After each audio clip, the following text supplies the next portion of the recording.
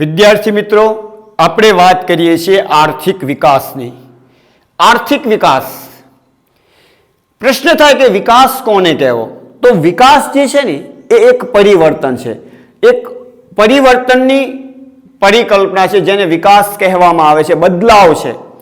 અને આજે આધુનિક સમયમાં દુનિયાનો દરેક દેશ પોતાનો વિકાસ કરવા માટે મથામણ કરી રહેલો હોય છે. તો એ પરિસ્થિતિમાં આપણે જોઈએ તો આપણને પ્રશ્ન થાય કે ભાઈ આર્થિક વિકાસ કોને કહેવો? તો આર્થિક વિકાસ એટલે કોઈ પણ દેશની રાષ્ટ્રીય આવકમાં થતો સતત વધારો. આ જે રાષ્ટ્રીય આવક છે એ આવકની અંદર સતત વધારો થાય તેને આપણે આર્થિક વિકાસ કહીએ છીએ. ચાલો એથી પણ આપણે સ્પષ્ટ કરીએ આ આર્થિક વિકાસની સંકલ્પનાને, અને આપણે એને ત્રણ બાબતોથી જોઈએ કે આર્થિક વિકાસ એટલે દેશની રાષ્ટ્રીય આવકમાં થતો સતત વધારો. બીજું, રાષ્ટ્રીય આવક જે વધારો થાય છે એ તો છે જ તે આર્થિક વિકાસમાં. બીજું જે છે તે છે આર્થિક વિકાસ એટલે દેશની માથાદીઠ આવકમાં થતો વધારો.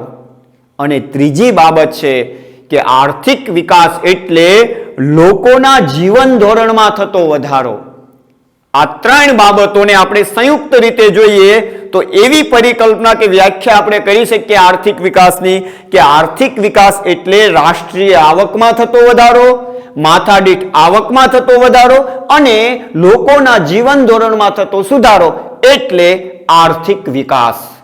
હવે આ આર્થિક વિકાસ જે છે ને એ આર્થિક વિકાસના અનુસંધાને દેશની રાષ્ટ્રીય આવક વધે છે, એટલે કે દેશની જે કુલ આવક હોય તેને રાષ્ટ્રીય આવક કહેવાય છે.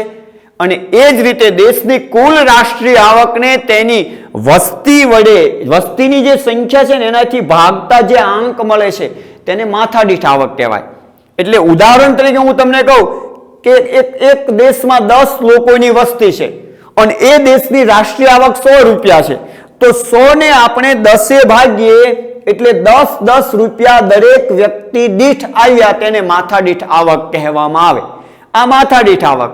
અને એ જ રીતે લોકોનું જીવન ધોરણ જે છે એ એની ન્યૂનતમ જરૂરિયાતો, અનાજ, ખોરાક અને એટલે કે જે અનાજ છે એની સાથે ખોરાક આવે છે અને રહેઠાણ. અનાજ, પોશાક અને રહેઠાણ થકી અને સાથે સાથે આરોગ્ય અને શિક્ષણની સુવિધાઓમાં જે વૃદ્ધિ થાય, લોકોનું જીવન સુધરે, તેને આપણે લોકોના જીવન ધોરણની બાબતમાં લઈએ છીએ. અને એ રીતે એ આર્થિક વિકાસના માળખામાં ત્રણ બાબતો આવતી જોવા મળે છે. અને આના અનુસંધાને જે વિકાસ થાય છે એ જે તે દેશના વિકાસને સ્પષ્ટ કરાય છે. તો આમ ભારતનો પણ વિકાસ આ રીતે આર્થિક દ્રષ્ટિથી આ ત્રણ પાસાના આધારે થતો જોઈ શકાય છે, જેને સમજવાનું આપણે કામ કર્યું.